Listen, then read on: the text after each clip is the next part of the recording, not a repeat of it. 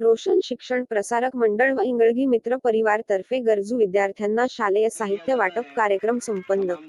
शिक्षण क्षेत्रातले नावाजलेले व आपल्या शैक्षणिक क्षेत्रात एक वेगळे स्थान निर्माण केलेले रोशन शिक्षण प्रसारक मंडळ व इंगळगी मित्र परिवार तर्फे सिद्धेश्वर पेठे येथील पटांगणात आमदार प्रणिती शिंदे यांच्या शुभहस्ते गरजू व गरीब विद्यार्थ्यांना शालेय साहित्य वाटप कार्यक्रमचे आयोजन करण्यात आले होते।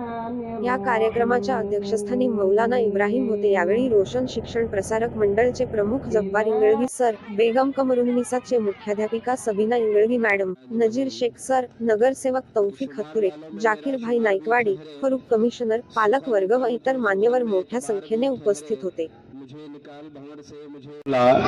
जिसे हयात कहें वो हयात दे मौला, इन अपनी आंखों। आयोजक जिनकी मैं इस संस्थे की मैं सदस्य भी हूँ, एज ए ट्रस्टी भी हूँ, रोशन शिक्षण व क्रीड़ा प्रसारक मंडल सोलापुर। ये संस्था सन 2000 सन में स्थापन की गई थी। यहाँ पे ये संस्था जब शुरू की गई, वहाँ पे सिर्फ 14 बच्चे शुरू में पढ़ते थे। अब वो 14 से लेके तकरीबन 1700 तक वहाँ पे बच्चे पढ़ते हैं। और वहाँ पर ख़ास करके बालवाड़ी से लेके 10th तक English medium, Urdu medium, Marathi medium, तीनों मीडियम्स चलते हैं। इस संस्थेचा खास उद्देश है वंचितासाठी शिक्षण हीच आमची शिकवण, यानी हम सब खास गरीबों के लिए काम करते हैं जो आर्थिक परिस्थिति से दुर्बल होते हैं। गरीबों को, हर गरीब बच्चा पढ़ना चाहिए, हर गरीब के घर का बच्चा एजुकेशन लेना चाहिए, ये खास हमारा मकसद है। उस एरिया के सभी गौर गरीब और लेबर वर्क करने वाले, कामगार वर्ग रहने वाले सभी पेरेंट्स अपने बच्चों को एजुकेशन के प्रवाह में लाना, अपने बच्चों को पढ़ना लिखना सिखाए, ये कोशिश हमेशा से हमारी जारी रही है। उसके साथ साथ और सबसे बड़ा उद्देश्य, एक मकसद हमारा ये भी रहा है, सर्वधर्म समभाव, यानी सेक्युलरिज्म को मानने वाले हम लोग हैं। किसी किस्म का भेदभाव नहीं करते हुए वहाँ पे मराठी मीडियम भी चलाते हैं, school medium, Urdu medium school भी चलती है और इंग्लिश मीडियम भी चलती है। ये तीनों मीडियम का संगम वहाँ पे हमें देखने मिलता है।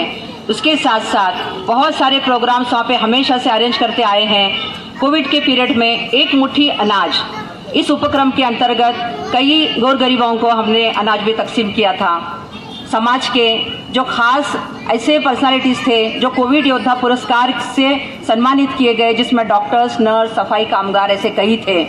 साथ साथ फ्री में हेल्थ चेकअप कैंप, तपासनी शिविर जिसे कहेंगे, रक्तदान, ब्लड डोनेशन कैंप, वृक्षारोपण के program, dental checkup camp, JE लसीकरण, कोविड लसीकरण, ये सारे प्रोग्राम्स हम लोग लेते आए हैं हमेशा से। साथ साथ गर्ल्स के लिए बसेस का इंतज़ाम, फ्री में एजुकेशन लेने स्कूल तक बच्चे आए तो फ्री में उनके लिए बसेस का इंतज़ाम भी किया गया है। उसी तरीके से हमने ये सोचा कि इस एरिया के बच्चे भी जो मोहताज हैं, जिनको जो ज़रूरतमंद हैं, जिन्हें स्कूल बैग्स की ज़रूरत हो, जिन्हें पढ़ने लिखने का साहित्य प्रोवाइड करें, हम लोगों की कोशिश रही है। और समाज से बहुत सारे पेरेंट्स की डिमांड थी कि हमारे बच्चों को स्कूल बैग्स चाहिए, कंपास बॉक्स का साहित्य चाहिए। तो हमने सोचा कि आज एक छोटा सा प्रोग्राम लेके ये अरेंज करें और ये देते रहें। आज इंगळगी मैडम की तरफ से रोशन शिक्षण व क्रीड़ा प्रसारक मंडल सोलापुर बैग और कंपास बॉक्स देने का प्रोग्राम यहाँ पे रखा है। काफ़ी धूप है, आपको रुकना पड़ रहा है, मैं माफ़ी चाहती हूँ। लेकिन आज बच्चों के साथ साथ बच्चों की माएँ भी यहाँ पे मौजूद है, तो मैं आप सबका इस प्रोग्राम में स्वागत करती हूँ। एक ही दिन का टाइम मिला, लेकिन इतना अच्छा प्रोग्राम इंगळगी फैमिली ने यहाँ पे लिया और हमेशा रहते हैं। ग्रास रूट का काम करते हैं और ऊपर इनका दिखावा कभी नहीं रहता है। डिटेल में जाके, डीप में जाके इनका काम होता है। और अगर इनकी चलाई हुई स्कूल है तो स्कूल के तरफ से जो एजुकेशन दिया जाता है वो भी बहुत बेहतरीन होता है। इंगळगी मैडम खुद पर्सनल अटेंशन देती है बच्चों को, एक टीचर बोल के ही नहीं पर एक माँ बोल के भी उनका योगदान अपने स्कूल की तरफ होता है। उनका बेटा भी बहुत अच्छी तरह से हार्ड वर्क कर रहा है। जो हार्ड वर्क ये पूरी फैमिली करती है, ना कि सिर्फ उनके क्षेत्र में बट समाज कार्य में भी, राजनीति में भी बहुत अच्छी तरह से दिखाई देता है। और मुझे पूरा यकीन हार्डवर्क है उसका फल आपको ज़रूर मिलेगा और मिल रहा है, क्योंकि मेरे ख्याल से सबसे बड़ी चीज़ पैसों से ज़्यादा कुछ कीमती है तो वो लोगों का आशीर्वाद, लोगों की दुआएं होती हैं और वो हमेशा आपके साथ है।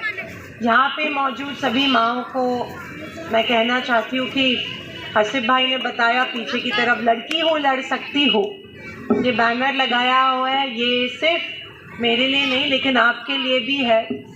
आपकी लड़कियां हैं, जिन जिन माँओं की लड़कियां हैं, मैं सिर्फ इतनी गुजारिश करती हूँ कि आप लड़कियों को उतना ही आदर, रिस्पेक्ट और सम्मान दें जितना आप आपके लड़कों को देते हैं।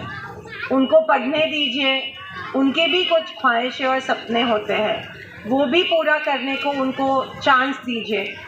एक लड़की के लिए उसकी माँ ही लड़ सकती है, बहुत बार पिताजी भी लड़ते हैं जैसे हमारे लिए, क्योंकि हम तीनों लड़कियां ही हैं तो पिताजी का साथ भी। लेकिन अगर अब्बा से कोई बात करनी है तो माँ ही कर सकती है, क्योंकि अब्बा दिन भर घर में रहते नहीं हैं। मैं इसीलिए कह रही हूँ क्योंकि बहुत सी औरतें मेरे पास आती है, उनको तकलीफ़ होती है घर में, या उनके बच्चों की जल्दी शादियाँ हो जाती हैं। शादियाँ कीजिए, लेकिन ऐसा ही शौहर ढूंढिए जो शादी के बाद भी आपके बच्ची के जो सपने हैं वो पूरे करने की उसको साथ दे। और ये बदलाव जो है वो सिर्फ एक माँ ला सकती है। मुझे बड़ी खुशी महसूस होती है क्योंकि 2004 से मैं यहाँ काम कर रही हूँ और मैं देख रही हूँ कि आपके समाज में जो परिवर्तन हो रहा है, लड़कियाँ बहुत आगे बढ़ रही हैं और this is a very good maulana sir, this is a very good welcome change कि प्रोग्रेसिव होते जा रहे हैं लोग और ख़ास करके बेटियाँ, तो ये बहुत अच्छी खुशी की खबर है।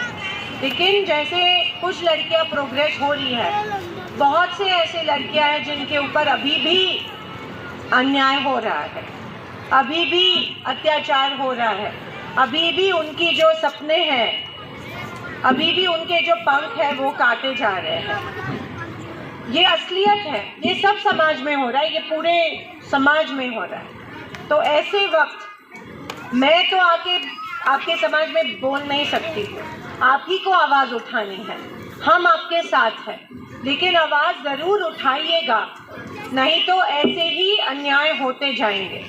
जब तक औरत आवाज़ उठाती नहीं है तब तक समाज में बदलाव आता नहीं है। और क्योंकि एक साथ में मुझे सब काफ़ी साथ मिली है, इसीलिए मैं मौका ले रही हूँ आपसे बात करने का, क्योंकि इतनी सारी औरतें एक प्रोग्राम में आना मुश्किल होता है। पिछले बार शोएब भाई ने भी प्रोग्राम लिया था जहाँ पे बहुत औरतें आई थी, तभी मैंने आपसे विनती की थी कि समाज में परिवर्तन करना भी हम सबकी जिम्मेदारी है, हम सबकी जिम्मेदारी बनती है। कहीं भी कुछ भी अन्याय हो तो अभी महाराष्ट्र में जो औरतें हैं उनके लिए शक्ति फौजदारी कायदा हम लोग लाए हैं। तो हमारे बाजू से जो कायदा है वो बहुत मजबूत हुआ है। अगर आप कोई भी तकरार लेके पुलिस स्टेशन जाते हैं तो पुलिस वाले ज़रूर आपकी मदद करेंगे, अगर वो आपकी मदद नहीं करेंगे तो वो भी ज़िंदगी भर जेल में जा सकते हैं। इतना कायदा अपनी तरफ से मजबूत हुआ है, लेकिन अगर हम इस कायदे का इस्तेमाल नहीं करेंगे तो वो कायदा सिर्फ पेपर पे रह जाएगा। इसीलिए आवाज़ उठाइए, एक दूसरे को साथ दीजिए, लड़कियों को साथ दीजिए, लड़कियों को पढ़ने दीजिए, लड़कियों को काम करने दीजिए, लड़कियों को जॉब करने दीजिए। बस इतनी ही मैं आपसे गुजारिश करती हूँ। और मुझे पता है कि बहुत सारी औरतें यहाँ पे संघर्ष करती हैं, बहुत सारी औरतों को तकलीफ़ उठानी पड़ती है, यहाँ तक आने को भी उस तकलीफ़ों को हम दाद देते हैं, वो तकलीफ़ हम समझ सकते हैं। लेकिन अगर ये तकलीफ़ें दूर करनी है तो हम एक दूसरे को ही साथ दे सकते हैं और कोई अपना साथ देने वाला नहीं है। और 10 बार मत सोचिए ये क्या कहेगा, वो क्या कहेगा, क्योंकि ये वो जो है जब तकलीफ़ सच में होती तो ये वो अपने साथ खड़े नहीं रहते हैं। बहुत बार हम लोग सोचते हैं कि समाज में क्या बोलेंगे, ये समाज खड़ा नहीं रहता है जब तकलीफ़ होती है तब। खुद की लड़ाई खुद को ही लड़नी पड़ती है। लड़की हूँ, लड़ सकती हूँ, लेकिन हम आपके साथ ज़रूर खड़े रहेंगे। आप कभी भी खुद को अकेले मत महसूस कीजिए। इतनी ही मैं आपको इतना ही वादा करती हूँ, चाहे इंगर्गी मैडम हो, चाहे मैं हो, चाहे हेमा ताई हो, चाहे परवीन जी हो, वो तो हमारी नगर सेविका बन चुकी है, अभी दूसरा टर्म लड़ने जा रही, तीसरा टर्म लड़ने जा रही है और मुझे यकीन है कि वो ज़रूर कामयाब होगी। वो भी लड़की है, बहुत बार उसके पति आगे आगे करते हैं तो मैं कहती हूँ आप जरा साइड में हो जाओ, परवीन को आगे आने दो। तो एक दूसरे को साथ देना ज़रूरी है। उसने भी काफ़ी सारे तकलीफ़ें उठाए हैं, यहाँ हम टिकट दे और आप में से वो औरतें हो तो ज़रूर अगर किसी को इलेक्शन लड़ना है तो हम आपका साथ देंगे और जिता के भी लाएंगे, इसलिए मैं गुजारिश करती वादा करती हूँ। यहाँ पे मौजूद जो भी सारे जेंट्स हैं उनका मैं शुक्रिया अदा करती हूँ कि आप हमेशा औरतों को साथ देते हैं और उनको आगे लाते हैं। ये सब औरतों को रिस्पेक्ट करने वाले आप सब मेरे भाई हो, तो मैं आपको तहे दिल से शुक्रिया अदा करती हूँ। जो मैं कह रही हूँ वो आपके घर वाले भी वही कहेंगे ना, उनको पूछना पड़ेगा, नहीं तो इधर एक दूसरा चेहरा और उधर दूसरा चेहरा, ऐसा नहीं। लेकिन मुझे पता है, चाहे आरिफ भाई हो, उनके पत्नी को मैं बहुत बार मिल चुकी हूँ, तौफीक भाई के, हमारे फारूक भाई के, तो हसीब भाई के, काफ़ी सारे ये सब नए वाले हैं। आपके औरतों को भी अगर उनकी कोई ख्वाहिशें हैं, सपने हैं, तो वो भी पूरे कीजिए, इतनी मैं इनको दरख्वास्त करती हूँ और यहीं पे आपकी इजाज़त लेती हूँ। धन्यवाद। जय हिंद, जय महाराष्ट्र।